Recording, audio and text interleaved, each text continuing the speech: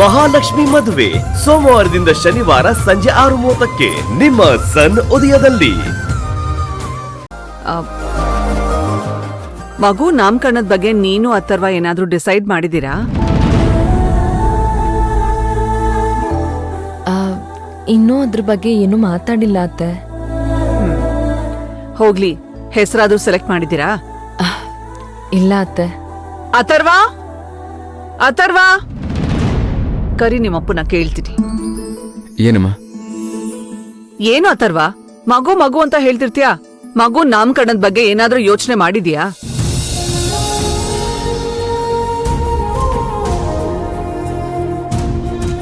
ಹೋಗ್ಲಿ, ನೀನಾದ್ರೂ ಮಗು ಹೆಸರನ್ನ ಫೈನಲೈಸ್ ಮಾಡಿದ್ಯಾ? ಇಲ್ಲಮ್ಮ, ಹುಡುಕ್ಬೇಕು. ಅತ್ತೆ, ಮಗುಗೆ ಈಗಿನ ಕಾಲದ ತರ ಮಾಡಾಗಿ ಹೆಸರಿಡಣ್ವಾ? ಬೇಡ. ಈಗಿಡೋ ಹೆಸರುಗಳನ್ನ ಕೇಳಿದ್ರೆ ಅದ್ ಹೆಸರ, ಊರಿನ ಹೆಸರ ಅಂತಾನೆ ಗೊತ್ತಾಗಲ್ಲ. ಅದು ಅಲ್ಲದೆ ಅದನ್ನ ಕೂಗು ಕೂಡ ಕಷ್ಟ ಆಗುತ್ತೆ.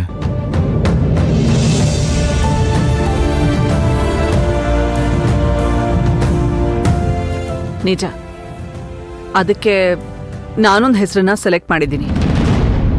ಇದನ್ನ ನೀವು ಸಜೆಷನ್ ಅಂತ ಅನ್ಕೊಂಡ್ರೂ ಪರವಾಗಿಲ್ಲ.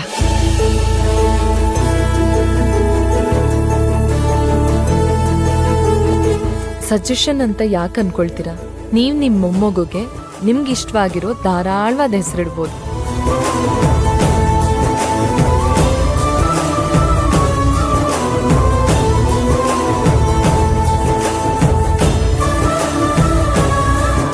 ನಮ್ಮನೆ ರಾಜ್ಕುಮಾರಿಗೆ ಗಾಯತ್ರಿ ಅಂತ ಹೆಸರಿಡೋಣ ಅನ್ಕೊಂಡಿದ್ದೀನಿ.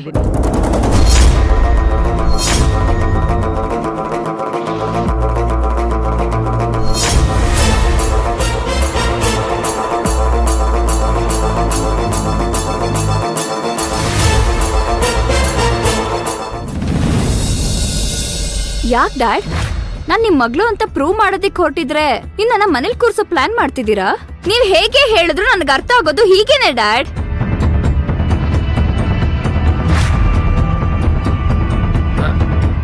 ಜಾನು, ಮಾವಂಗೆ ನಿನ್ ಕೆಲ್ಸದ ಬಗ್ಗೆ ಖುಷಿ ಇದೆ, ಆದ್ರೆ ನಾನು ಪುಟ್ಟ ರಾಜ್ಕುಮಾರ್ ಯಾಕೆ ಕಷ್ಟಪಡ್ಬೇಕು? ಕೆಲ್ಸದವ್ರನ್ನ ಅಂದ್ರೆ ನನ್ನಂತವ್ರನ್ನ ಕೆಲ್ಸಕ್ಕೆ ಇಟ್ಕೊಂಡು ಕೆಲಸ ಮಾಡಬಾರ್ದು ಅಂತ ಯೋಚನೆ ಮಾಡ್ತಿದ್ದಾರೆ. ಹಾಗೆ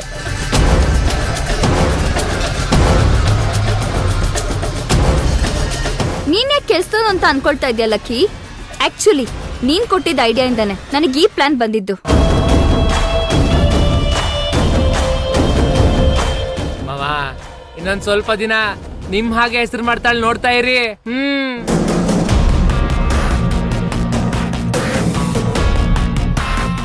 ಹಾಗಾದ್ರೆ ತುಂಬಾ ಸಂತೋಷಮ್ಮ. ನೀನಿಡೋ ಪ್ರತಿ ಹೆಜ್ಜೆನೂ ಹಸಿರಾಗ್ಲಿ.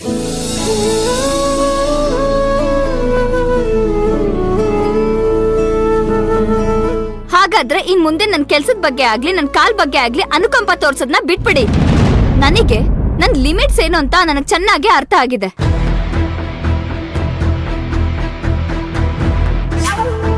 ಲಕ್ಕಿ,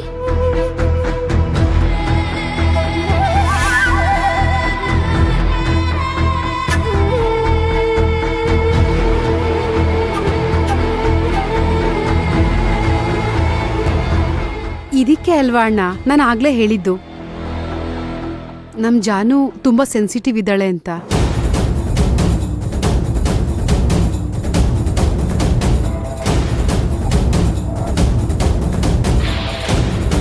ನೀವಿಬ್ರು ಎಷ್ಟೇ ದೂರ ಓಡಿದ್ರು ಕಾಲಿಗೆ ಹಗ್ಗ ಕಟ್ಟಿ ಎಳ್ಕೊಳ್ಳೋದು ನನಗ್ ತುಂಬಾ ಚೆನ್ನಾಗ್ ಗೊತ್ತಿದೆ.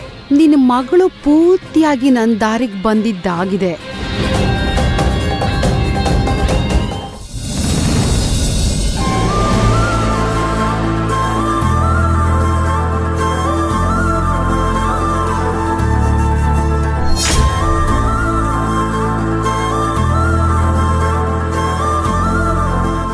ವಸುಂಧರಾ ಭವಾನಿನ ತನ್ನ ದಾರಿಗೆ ಹೇಳ್ಕೊಳಕ್ಕೆ ಅವ್ರ ವೀಕ್ನೆಸ್ಸೇ ಬಂಡವಾಳ ಮಾಡ್ಕೊಂಡಿದ್ದಾಳಲ್ಲ.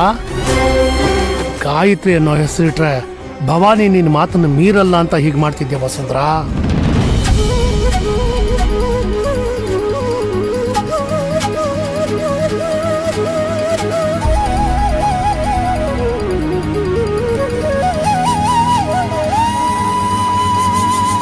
ಭವಾನಿ ಯಾಕೆ ಅಳ್ತಿದ್ಯಾ? ನೋಡು, ಮಗುನೂ ಅಳಿಸ್ಬಿಟ್ಟೆ.